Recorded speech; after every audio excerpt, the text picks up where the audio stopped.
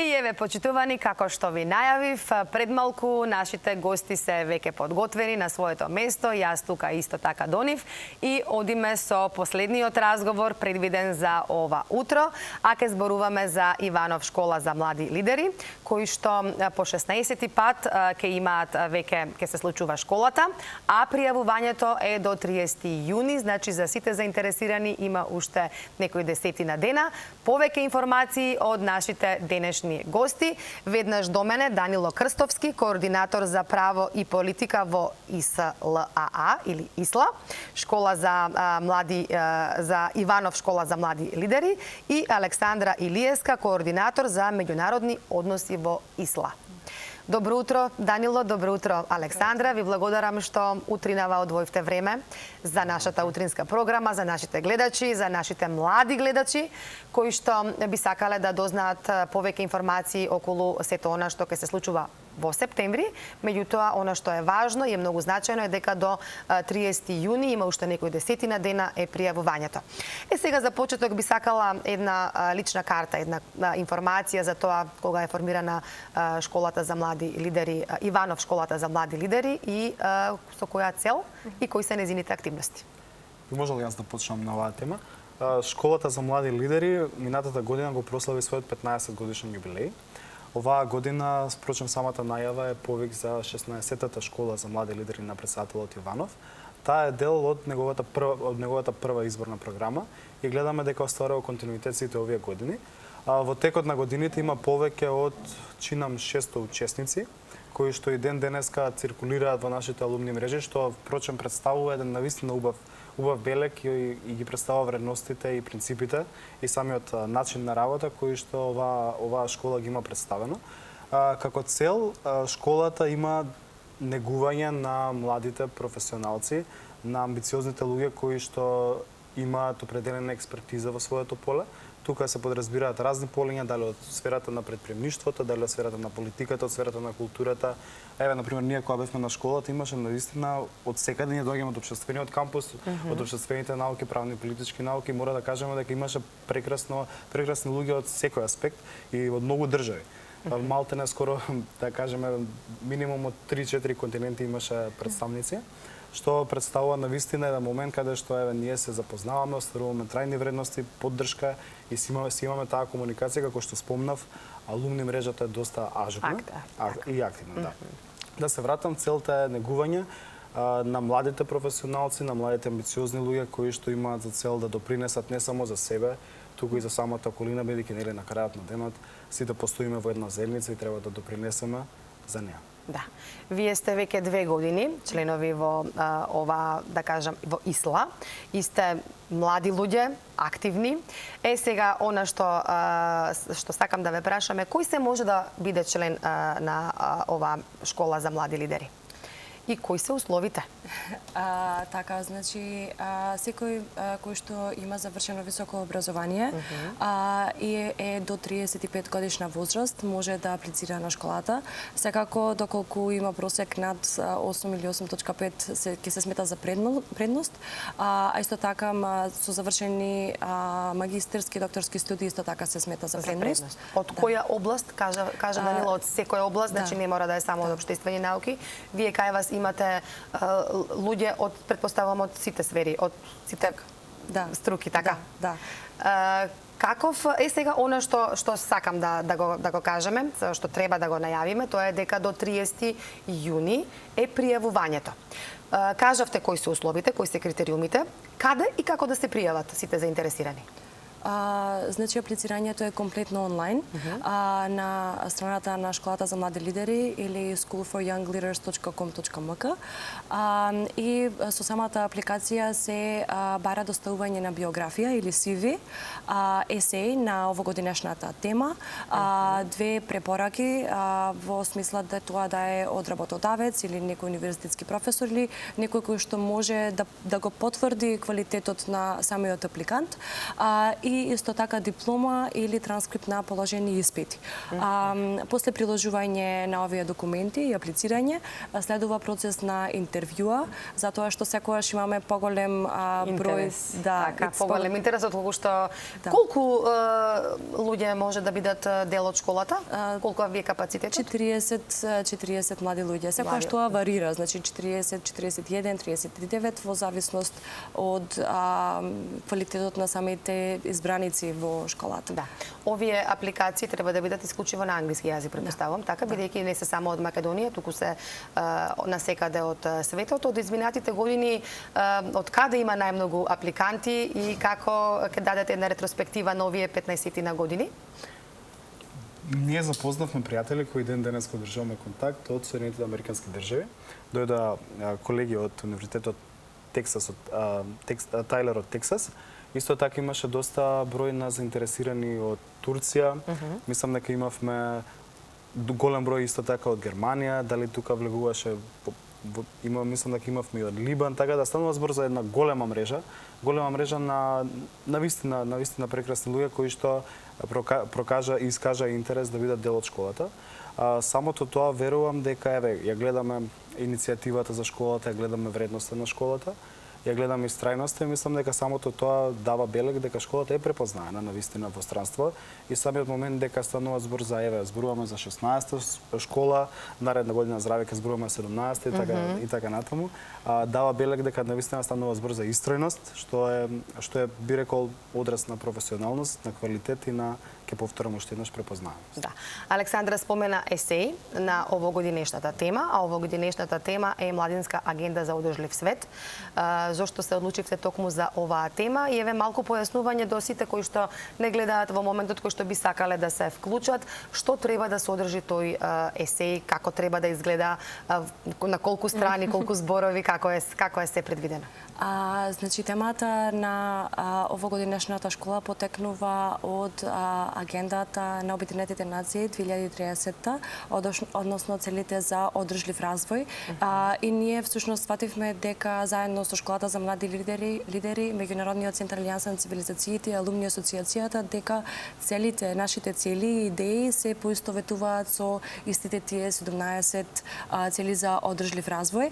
Па затоа идејата беше како младите можат сами да придонесат со своите идеи и потенцијални решенија за самите цели кои што ги има воспоставено Обединетите нации, тука во Македонија и нормално надвор.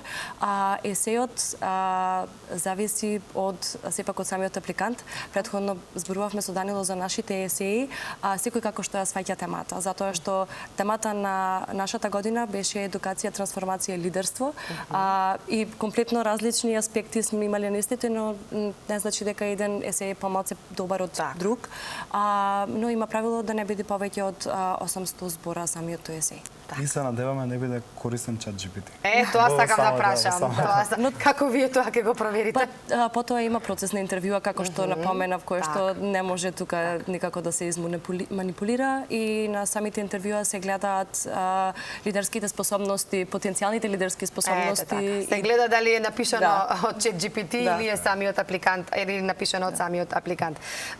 Ова 16-та школа на оваа тема, Младинска агенда за одржлив свет, ќе се случува на есен, некаде во ноември месец. Колку време ќе трае, како е сето тоа предвидено, која е програмата, дали се уште знаете или е можеби уште рано? Знаеме, агендата таа која што кажа Александра, станува збор за агенда за одржлив развој, тоа е тематиката. Ќе се одвива во првата половина на месец ноември. И ќе изнесува околу 2 недели. Делот тоа е онлайн. Делото е онлайн настава, предавање, запознавање на сите учесници ширум светот и Македонија, а додека останатиот дел се поминува во Охрид. Може да се каже како дополнителна вредност на новогодинешната школа е тоа што од оваа година како и новитет имаме така наречената менторска програма, која започнува со примените кандидати еден месец претходно. Луѓето кои што ќе извршуваат таа менторска програма се прочем алумнисти од првите години на ИСЛА, што прочем повторно се гледа поминале се знаат добро. Имаат искуство. И повторно се гледа таа некоја истрајност и тие конекции кои што школата ги негува. Они имаат за цел на кратко да ги менторираат кандидатите за кои ќе се појават на школата, бидат многу по позапознаени со самата тематика, со самиот концепт на школата и со самите цели кои што тие треба да ги постигнат преку школата. Да. Кажавме дека тоа се млади луѓе, еве некои од 25 нели од кога ќе се заврши факултет до 35 години, може да си аплицираат веќе, како што кажавме, отворено е до 30 јуни. Кои се придобивките од оваа школа? Зошто некој еве би аплицирал, што ќе добие со школата покрај еве овие менторства, овие дружења, што е она што друго го правите во текот на годината? Јас би морала да зборувам од лично искуство, но мислам дека моето лично искуство ќе ми даде за право да зборувам за претходно сите учесници, 6 учесници на школата. Школата не прави само како професионалци, туку не доизградува и како луѓе. Така е. Првично, и мислам дека сето тоа што сме ние денес и што допрва ќе бидеме, не би можеле да бидеме без школата, затоа што не учи само на одредена тематика, туку не учи и на разновидно лидерство, дали тоа ќе биде етичко, дали ќе биде морално, како тимски да работиме и како сите комплексни предизвици можеме да ги надминеме понатаму. Така што и самото вмножување и запознавање на учесниците од ширум светот помага и дополнително запознавањето со врвни предавачи, како што се, не знам, професори, амбасадори, бивши председатели и така натаму. Така придобивките се големи, а тоа што правиме преку цела година е непрекинато, затоа што тоа што не си има вродено како љубов во тие 2 недели од самата школа протекува потоа и низ наредниот период, така да со самото завршување на едната школа веќе се планира наредната. Следната. Да, и како што кажа Данило, веќе 17-та школа. Јас ќе ја замолам режијата, мислам дека имаме и фотографии и подготвено малку материјали околу за овој разговор, па би сакала, ако сме во можност да ги видиме, еве ги фотографиите, а може и да ги прокоментирате, еве одат веќе на екранот, ова за што станува збор и од кога е? Ова е нашата генерација и тука веќе станува нешто како за повеќе практична тимска работа. Тука мислам дека и предавањето беше на мотива со кое што мислам дека доста се опуштаме меѓу себе да се ослободиме и да почнеме да работиме меѓу себе заедно. Ова се мислам дека и од веќе пораните од претходните години, пред да сте вие членови. Да. Ова е слика од прославата за 15 годишнината на Школата за млади лидери и 10 годишнината на Меѓународниот центар Алијанса на цивилизациите, кој што се одржа оваа зима во декември месец, поточно 2024 во декември месец. Ова е Исмаил Серагилдин, добива сертификат од председателот Иванов, нашата Анастасија, ваша и наша председателката, да, на ИСЛА. Таа одржа многу доста добро и квалитетно предавање за говор на телото и за комуникацијските вештини. Ова беше дел од една иновацијска програма која што ја подкрепи нормално Школата за младите лидери и председателот Иванов. Ова е професорот Роберт Стеркен од Универзитетот од Тексас. Тој е професор, мислам дека на политички науки, кој што доста му се интересни неговите предавања секогаш, особено за нас, затоа што сме кој што сте во струката. Ова е дел од групна слика од 15-та генерација, да. После предавањето на истоимениот професор. Ова е групна слика од претходната генерација и се сите со знакот за мир, затоа што тој беше темата на 15-та генерација. Ова е посетата на папата во Ватикан, која што мислам дека беше пред 2 или 3 години. Кој што исто така беше дел некако од говорниците, току што ја препозна школата на председателот Иванов, мислам дека во 2022 година.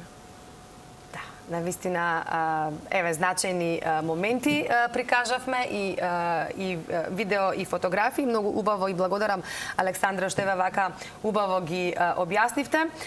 Данило, какво е вашето искуство со Школата за млади лидери? Иста генерација сте заедно со Александра, пред, значи, две години. Зошто се пријавивте, што ве мотивираше вас?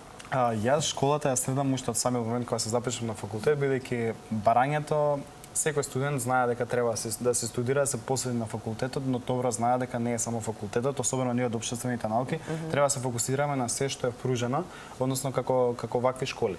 И сега самото тоа што ваквата школа не е толку честа, според истрајноста, како што зборевме континуитетот, дури во другите земји, првенствено бев премногу млад за да аплицирам, но некако го дочекав моментот, бидејќи нели Александра ги спомна условите да имате диплома. Се споја коцките, се си дојде на свое место, се споја коцките.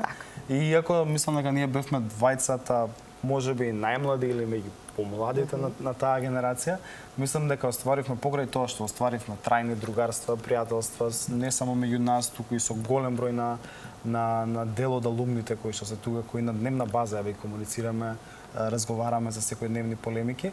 Од друг аспект мене кој ми помогна, морам да го истакнам е тоа што мене на некој начин ми ја реставрираше љубовта, негувањето на тоа што го студирам. Сватив дека живееме во свет каде што сметаме дека се некој прави ради некој интерес, тука сватив дека има луѓе кои што навистина сакаат нешто подобро.